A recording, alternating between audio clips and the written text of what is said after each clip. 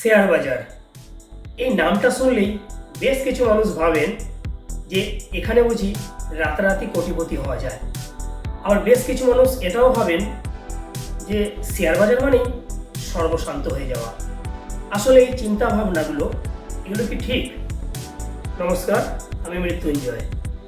আজ আমরা এই ভিডিওর মাধ্যমে একদম সরলভাবে বোঝার চেষ্টা করব শেয়ার বা শেয়ার বাজার আসলে কি। দেখুন, শেয়ার বাজার থেকে সঠিক পদ্ধতিতে লাভ পেতে হলে বেশ কিছু সাধারণ পদ্ধতি আমাদের বুঝতে হবে, যা এই একটিমাত্র ভিডিওর মাধ্যমে বোঝানো সম্ভব নয়। তাই বেশ কয়েকটি পার্টে আমার এই ভিডিও আসতে চলেছে, যাতে আপনারা আমার এই একটি ভিডিও মিস না করেন। তার জন্য আমার এই চ্যানেলটিকে অবশ্যই সাবস্ক্রাইব করে রাখুন। তো আজ আমরা বুঝব শেয়ার কি।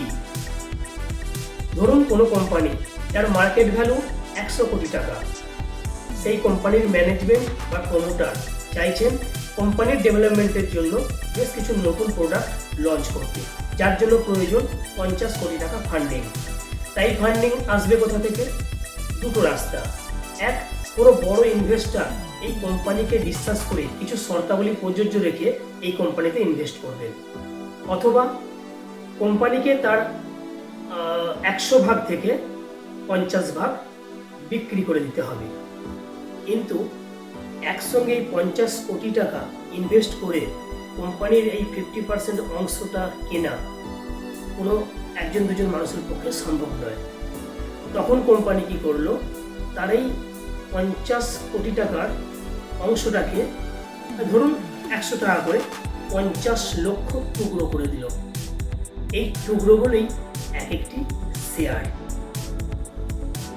এবার আসি, এই 100 টাকা মূল্যের 50 লক্ষ শেয়ার কোম্পানির প্রমোটার বা ম্যানেজমেন্ট তারা কি সরাসরি পাবলিককে বিক্রি করতে পারেন? না। ধরুন হিরো কোম্পানি, সে একটি সুন্দর বাইক বা স্কুটি লঞ্চ করেছে। আমরা কিন্তু সরাসরি কোম্পানির কাছে সেই বাইকটি কিনতে যাব না। আমাদের সেই বাইকটি কিনতে হলে যেতে হবে নির্দিষ্ট কোনো শোরুমে। সেখানে বাইকটির মূল্য প্লাস যে ডিলার আছে তার লাভ্যাংশ দিয়ে সেই বাইকটি বা স্কুটিটি কিনে আমরা নিয়ে আসব। তা এখানে এই শোরুমই হলো শেয়ার মার্কেট, এখান থেকে কেনা বেচা করা হয়।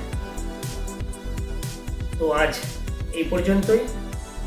পরবর্তী ভিডিও অর্থাৎ পার্ট 2-এ থাকছে আপনি কোন পদ্ধতিতে বিভিন্ন ভালো কোম্পানির শেয়ার কিনবেন এবং শুরুতে কত টাকা, মিনিমাম কত টাকা ইনভেস্ট করবেন।